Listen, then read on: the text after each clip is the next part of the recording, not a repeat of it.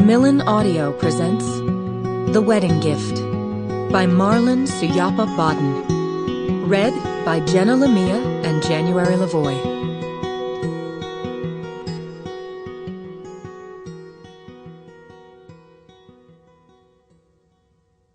Let the words of my mouth and the meditation of my heart be acceptable in thy sight, O Lord.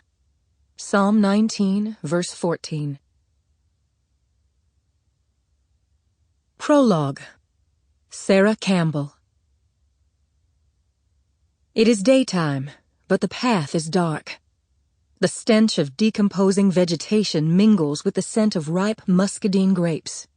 Ruby-throated hummingbirds chirr. The trunks of bald cypresses and tupelos are swollen with water, their branches laden with pitch-green moss. A cottonmouth slides by me, and then bloodhounds, I do not know how many, surround me, and my sight dims until all I can see are silver outlines of the dogs. As I twirl amid the animals, I hear their labored panting, and images flood my brain of conical teeth tearing off my face. Sweat soaks through my lady's maid garment. I yell, "Help! Please! Somebody help me!"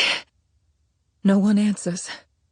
I wonder when the hounds are going to rip my flesh into shreds, and, in an attempt to quiet my heart, I think about my life at the plantation, regretting that I came to the edge of this feral lair. I arrived here after walking beyond the slave quarters, and I am far from Allen Hall, the residence of my master and his family, where my mother, Emmeline, my sister Belle, and I toil. It is 1852, and I am 16. We belong to Cornelius Allen, Esquire, master of a 7,800-acre plantation called Allen Estates in Benton County, Alabama, who owns more than 400 field hands and more than 200 other slaves who labor in the stables, the smokehouse, and the dairy as carpenters, seamstresses, gardeners, cobblers, and in other trades. 25 of us work in Allen Hall. My mother manages the kitchen and a house that has a ballroom, a library, guest quarters, and family apartments. The fields where the slaves labor are continuous furrows of cotton plants with space for a field hand between each furrow, and the roads are wide enough for carts between every 50 furrows. Overseers holding rifles sit in their towers. Others are on horseback with guns and whips at their sides, and there is a jail and an infirmary for the slaves in this area. Now the palms of my hands dry, and I take slower breaths, and my vision returns. One hound is about 2 yards in front of me, and 3 dogs are farther away at the bog's edge. Each beast is black and tan with pendant ears, and weighs about 150 pounds. I step toward the swamp, and the dogs snarl. I move back, and they are quiet. Then I slowly back away from the swamp's edge. The dogs do not move. When I am 20 yards away, I turn.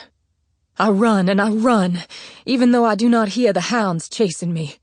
I run until my chest and feet hurt, and then I fall to the ground and rest. My mother told me never to go to the swamp, but she did not say that the warning was because bloodhounds are stationed there to prevent us from escaping. In 2 years I will learn, among other lessons, that slave catchers also use the dogs to catch slaves when they flee. 1. Sarah Campbell. This chronicle commences with the monarchs of my heart. My mother, the woman who gave me light, and my sister, to whom I clung in dire times. Both were beautiful, with delicate features and dark skin. I, however, am big-boned and, as the Alabama newspapers described me, yellowish. Except for her yellow hair and blue eyes, I look more like my other sister to whom I was given when she married, Clarissa Allen, the daughter of the master of the plantation and his wife, Theodora. Like Clarissa, and the man who Sample complete. Ready to continue?